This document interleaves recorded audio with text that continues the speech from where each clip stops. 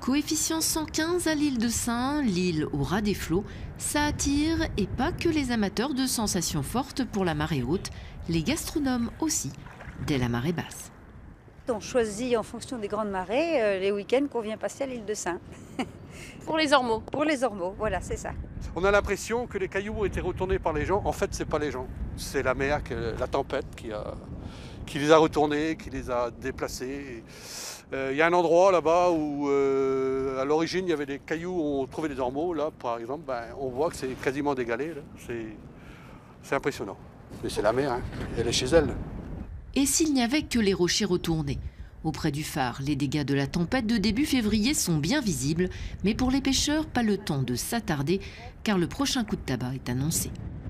On part à 15 h. Et puis comme on ne pourra pas partir demain à cause de la tempête, donc on est obligé de rentrer aujourd'hui. Il ne faut pas traîner. Pas de bateau avant mardi, voire mercredi.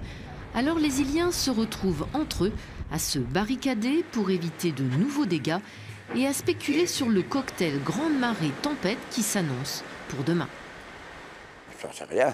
Il y a eu 119 déjà. On n'est pas parti. On est toujours là. Collé comme une bernique à un caillou. On ne sait jamais, hein, c'est la conjonction de la houle, du vent, des marées, tout ça mélangé, ça peut nous faire un bon bouillon, quoi. Mais je pense qu'avec la haute pression qui est remontée un peu, là, on devrait passer à travers. Malgré tout, la tendance inquiète les Sénans. Les scientifiques parlent de montée des eaux. Jusqu'à présent, on n'y croyait pas trop. Mais là, on est obligé de se rendre à l'évidence. Demain matin, la houle devrait avoisiner les 10 mètres, les vents d'ouest les 120 km/h en rafale. Les berniques vont devoir faire le gros dos.